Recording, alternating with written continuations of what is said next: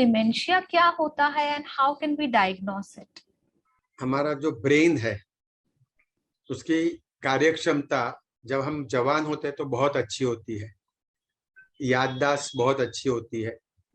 तो हमारे जो ब्रेन की फंक्शंस है, कार्य है, जैसे attention, concentration, memory, orientation, language, हम जो बात करते हैं वो भी हमारे ब्रेन से रिलेटेड है। और जिसे कहते हैं एग्जीक्यूटिव फंक्शन, यानी ऑर्गेनाइजिंग, प्लानिंग। अभी हम लोगों ने ये प्रोग्राम प्लान किया है, तो हम लोगों ने पूरा प्लान किया है कि कभी करेंगे, कैसे करेंगे, कौन से प्लेटफॉर्म पे करेंगे। तो इसे हम लोग एग्जीक्यूटिव फंक्शनिंग कहते हैं। तो ब्रेन की कार्यक्षमता धीरे धीरे कम हो जाती है।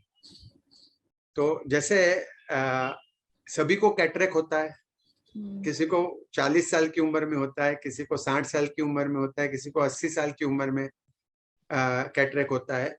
वैसे जैसे जैसे हमारी उम्र बढ़ती है तो ब्रेन की कार्यक्षमता थोड़ी धीरे धीरे कम होती है, जिसे हम लोग नॉर्मल एजिंग कहते हैं। जैसे पहले हम लोग बहुत अच्छा दौड़ सकते थे या भाग सकते थे या चल सकते थे या दादर चढ़ सकते थे, पर वो क्षमता जैसे हमारी उम्र बढ़ती है वो धीरे धीरे कम होती है। जैसे हृदय है, उसकी कार्यक्षमता धीरे धीरे कम होती है, हाथ पैरों की कार्यक्षमता कम होती है। वैसे ब्रेन की भी कार्यक्षमता धीरे धीरे कम होती है। पर कभी कभी क्या होता है कि उम्र के हिसाब से नहीं, पर उससे बहुत ही ज्यादा ब्रेन की कार्यक्षमता कम होने लगती है। यानी मैं 50 साल का हूं या 60 साल का हूं, पर मेरी कार्यक्षमता इतनी कम हो जाती है कि मुझे याद नहीं रहता है। तो that is the main symptom, स्मृति भंग, भ्रंश। यानी आप मुझे पूछेंगे कि आज सुबह आपने नाश्ते में क्या खाया, आप बता सकते हैं? आपको याद है आपने सुबह नाश्ते में क्या खाया? मुझे तो याद है, पर अगर मुझे डिमेंशिया है तो मुझे याद नहीं रहेगा कि सुबह नाश्ते में क्या खाया, या कल रात को मैं किससे मिला, या 2 दिन पहले। तो जिसे रिसेंट मेमोरी कहते हैं, कि जो नई मेमोरी फॉर्म होती है ना, वो फॉर्म होना बंद हो जाती है। उसे पूछेंगे 20 साल पहले क्या हुआ था, बराबर याद रहेगा। आपकी कौन सी स्कूल में गए थे, बराबर याद है। कौन टीचर थे, बराबर याद है। शादी कभी हुई थी, बराबर याद है। तो अभी मैं 60 या 70 साल का हूं, पर 10 साल की उम्र में, 20 साल की उम्र में, 30 साल की उम्र में क्या हुआ था वो बराबर याद है। पर 2 घंटे पहले की या 2 दिन पहले की बात मुझे याद नहीं रहती। यानी जो न्यू मेमोरीज जो फॉर्म होनी चाहिए, ऑटोमेटिक मेमोरीज फॉर्म होती है। आप कल कोई प्रोग्राम में गए थे, 4 लोगों से मिले थे, कुछ खाना खाया था। आज अगर आपको कोई पूछता है कि कल आप कहाँ थे, तो ऑटोमेटिकली जो इवेंट है वो आपको याद है, और आप बता सकते हैं कि कल मैं यहाँ गया था, ऐसा किया था, वैसा किया था। वो याद नहीं रहता है। दूसरा, हमारी जो लॉन्ग टर्म मेमोरी है उसके कारण हमें याद रहता है कि अगर मुझे मेरे घर से ऑफिस जाना है या ऑफिस से वापस घर आना है तो कौन से रास्ते से जाना चाहिए, कैसे जाना चाहिए। तो कभी कभी वो भी इंसान भूलने लगता है। वो अपने घर से बाहर जाता है और फिर उसे पता नहीं चलता कि मैं घर पे वापस कैसे जाऊं। वो रास्ता भूल जाता है, राइट जाना है, लेफ्ट जाना है, समझता है। फिर जैसे जैसे बीमारी बढ़ती है तो और चीजों में भी दिक्कत आती है, जैसे कपड़े पहनना।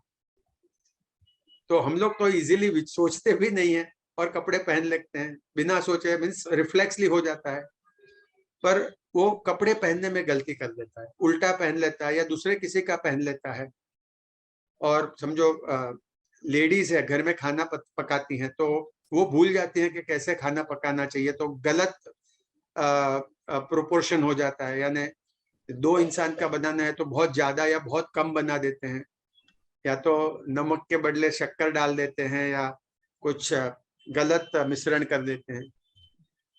तो ब्रेन की कार्यक्षमता जो रैपिडली कम हो जाती है और जिसके कारण याददाश्त कम हो जाती है, अटेंशन, कंसंट्रेशन, ध्यान देने की क्षमता कम हो जाती है, ओरिएंटेशन, राइट जाना है, लेफ्ट जाना है, ऊपर है, नीचे है, उसमें तकलीफ आने लगती है। अपनी डे टू डे के कपड़े कैसे पहनना है, खाना कैसे पकाना है, स्नान कैसे करना है, जो हम डे टू डे एक्टिविटीज में प्रॉब्लम होने लगता है। कभी कभी लैंग्वेज में प्रॉब्लम, वर्ड्स याद नहीं आते हैं, गलत वर्ड्स का इस्तेमाल, मिक्सअप हो जाता है। और एग्जीक्यूटिव फंक्शन, प्लानिंग, ऑर्गेनाइजेशन नहीं कर पाते हैं, तो समझता नहीं है कि मुझे यहाँ से यहाँ जाना चाहिए या वहां से कौन सा फर्स्ट करना चाहिए, बाद में कौन सा करना चाहिए। तो ये डिमेंशिया की बीमारी है। और इसका ट्रीटमेंट? अनफॉर्चुनेटली इसका ट्रीटमेंट नहीं है। ओह, अभी तक कोई भी ऐसी दवाई गोली नहीं निकली है कि जो डिमेंशिया को रोक सके। या जैसे कैटरेक्ट की बीमारी है ना, मोतीबिंद, उसको रोकने का कोई इलाज नहीं है, होने ही वाला है, बट देन उसका इलाज ये है कि आप मोतीबिंद निकाल दो, कैटरेक्ट की सर्जरी कर लो, तो आप बराबर देख पाएंगे, लेंस बिठा दो। तो अभी तक वो ब्रेन को निकाल के नया ब्रेन बिठाने का वो तरीका निकला नहीं है। ब्रेन ट्रांसप्लांट किसी को पता नहीं है। बहुत सारी रिसर्च चल रही है, कुछ कुछ दवाइयां हैं जो हम लोग देते हैं to slow down the progress, के जो रैपिडली डिक्लाइन होता है वो इतना जल्दी ना हो, धीरे धीरे हो, तो उसके लिए कुछ दवाई गोली देते हैं। पर बेसिकली ज्यादातर जो डिमेंशिया है, जो मोस्ट कॉमन जिसे कहते हैं अल्जाइमर्स डिमेंशिया, जो यूएसए के प्रेसिडेंट रोनाल्ड रिगन को भी हो गया था और उसके बाद बहुत सारी रिसर्च चालू है। पर अगर ये जो डिमेंशिया है उसका अगर कोई रीजन मिल जाता है, जैसे थायराइड अगर कम है, हाइपोथायराइडिज्म, तो उसमें भी मेमोरी डिस्टर्बेंसेस होते हैं।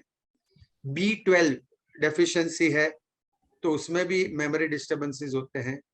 अगर ब्रेन को बराबर खून नहीं मिलता है, या जो हम लोग पैरालिसिस का अटैक आ जाते हैं, तो अगर वैसी कोई बीमारी है जिसके कारण मेमोरी कम हो रही है, तो उसका इलाज है सिंपल। अगर B12 कम है, B12 दे दो। अगर थायराइड कम है, थायराइड की बीमारी, थायराइड दे दो। अगर HIV की बीमारी है जिसके कारण ब्रेन की क्षमता कम हो रही है, डिमेंशिया हो रहा है, तो HIV का इलाज करो।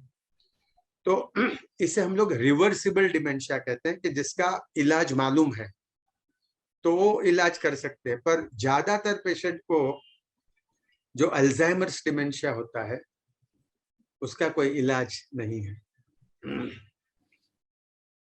ओके, तो मेरा नेक्स्ट क्वेश्चन तो अल्जाइमर्स पे ही था, बिकॉज जनरली हम डिमेंशिया और अल्जाइमर सिनोनिमसली यूज करते हैं, तो उसमें कुछ डिफरेंस है? आज जैसे आपने बताया एक टाइप है, हाँ, तो तो साइंस और सिम्टम्स में डिफरेंस कुछ होगा? नहीं, डिमेंशिया इज अम्ब्रेला टर्म, और अलग अलग किस्म के डिमेंशिया होते हैं। जैसे मैंने बताया, most common is Alzheimer's dementia. फिर दूसरा एक जो है जिसमें ब्रेन को खून कम मिलता है, जिसे हम लोग मल्टी इन्फार्क्ट डिमेंशिया कहते हैं। फिर तीसरे जो है वो, जैसे पार्किंसंस डिजीज में कभी कभी डिमेंशिया हो जाता है, तो उसे लेवी बॉडी डिमेंशिया कहते हैं। फिर ब्रेन के जो दो हिस्से हैं, जिसे फ्रंटल लोब और टेम्पोरल लोब कहते हैं, वो दोनों के दो हिस्से धीरे धीरे सिकुड़ जाते हैं, उसे फ्रंटो टेम्पोरल डिमेंशिया कहते हैं या सिमेंटिक डिमेंशिया कहते हैं। यानी वो अलग अलग तरीके के, बट बेसिकली कोई भी डिमेंशिया का जो लक्षण है वो हमारे ब्रेन की कार्यक्षमता कम हो जानी।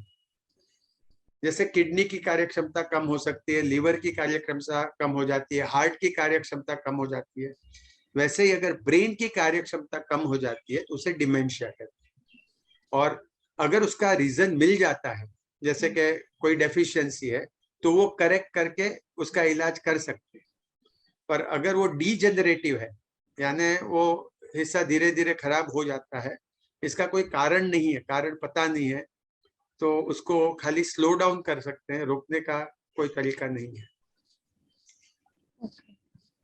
डॉक्टर, मेरा लास्ट सवाल आपसे ये है कि आज मुझे कोई हेल्थ चेकअप कराना है तो मैं कोई भी हॉस्पिटल में वॉक इन करके फिजिकल हेल्थ चेकअप करा सकती हूँ। वैसे ही अगर किसी को मेंटल हेल्थ चेकअप कराना है, वो कैसे हो सकता है? अगर आप इंडिया में रहते हैं तो आप बहुत खुश नसीब है। अगर आप कोई यूरोपियन, ऑस्ट्रेलियन या अमेरिका में रहते हैं तो पहले तो आपको आपके फैमिली डॉक्टर से पास जाना पड़ेगा, फिर वो आपको साइकियाट्रिस्ट को रिफर करेगा, फिर वो 6 महीने के बाद की आपको अपॉइंटमेंट देगा कि आपकी इमरजेंसी नहीं है। इंडिया में जैसे कि मैं जो डिपार्टमेंट में काम करता हूँ, सायन हॉस्पिटल में हमारा साइकियाट्री डिपार्टमेंट है, कोई भी दिन any person from any part of the world can just walk in and we will do his assessment. तो कोई भी दिन, और ऐसे बहुत सारे हॉस्पिटल है, म्युनिसिपल कॉर्पोरेशन के हॉस्पिटल है। जैसे मैं बम्बई में रहता हूँ तो मैं बम्बई के बारे में बताता हूँ। सायन हॉस्पिटल है, नायर हॉस्पिटल है, केईएम हॉस्पिटल है, कूपर हॉस्पिटल है, जेजे हॉस्पिटल है, और वैसे बहुत सारे पेरिफेरल हॉस्पिटल्स है which are run by our municipal corporation. तो कोई भी हॉस्पिटल में साइकियाट्री डिपार्टमेंट या न्यूरोलॉजी डिपार्टमेंट में आप जाइए और वो आपसे बात करेंगे, और कोई भी मानसिक बीमारी है या डिमेंशिया की बीमारी है उसके बारे में आपको कुछ क्वेश्चंस पूछेंगे, और अगर जरूरत है पर्टिकुलरली इन डिमेंशिया तो कुछ ब्लड इन्वेस्टिगेशंस कराएंगे, सीटी स्कैन या एमआरआई कराएंगे, और आपको बताएंगे कि आपको मानसिक बीमारी कौन सी है या तो डिमेंशिया की बीमारी है नहीं है, और अगर वो उसका इलाज है या नहीं है। तो कोई भी अस्पताल में आप जा सकते हैं, और बहुत सारे प्राइवेट हॉस्पिटल्स हैं, जैसे हिंदुजा हॉस्पिटल है, लीलावती हॉस्पिटल है, यहाँ साउथ बॉम्बे में बॉम्बे हॉस्पिटल है, रिलायंस की हॉस्पिटल है, हरकिशन दास हॉस्पिटल है, ब्रिज कैंडी हॉस्पिटल है, जैसलोक हॉस्पिटल है, सभी हॉस्पिटल में। And we are very lucky कि in Bombay we have around 400 to 500 psychiatrists and another, I think, I'm not very sure, but 50 to 100 neurologists. तो प्राइवेट प्रैक्टिस में भी बहुत सारे हैं।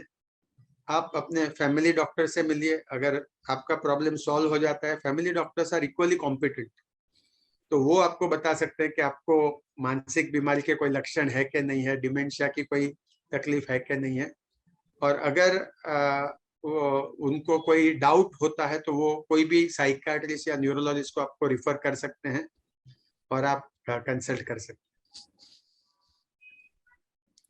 Thank you so much doctor, आपने इतना सारा डिटेल्ड इंफॉर्मेशन इतने सिंपल तरीके से दिया है, स्पेशली जो आपने स्टेटमेंट्स यूज किए जैसे कभी खुशी कभी गम वगैरह, उससे इतना सिंपल हो जाता है समझने में कि क्या हो रहा है। एंड आई अर्ज सीनियर्स को, स्पेशली उनके केयर गिवर्स को, कि अगर आपको लगता है कि सीनियर्स को लग रहा है कि कोई भी साइंस और सिम्टम्स जो डॉक्टर ने बताए हैं, अगर आपको लग रहा है और आपको कोई असिस्टेंस चाहिए मेंटल हेल्थ के बारे में, या आपको कोई साइकियाट्रिस्ट से मिलना है, आप, और अगर आप डॉक्टर नीलेश झा से मिलना चाहते हैं तो वो साइन हॉस्पिटल में रोज Monday to Friday right doctor? Psychiatry department, which is OPD number 21, second floor, new OPD building, साइन हॉस्पिटल में आप जा सकते हो। और अगर आप साइन हॉस्पिटल में मिलते हो डॉक्टर को तो वो कोई भी चार्ज नहीं लेते हैं, so please feel free and take this opportunity और आप डॉक्टर से मिलिए अगर आपको कुछ भी साइंस और सिम्टम्स दिखाई दे रहे हैं तो। Thank you so much, doctor. Thank you. It's going to go a long way in creating awareness in mental health. My pleasure. And now, cheers to wellness. Cheers to wellness. Cheers to wellness.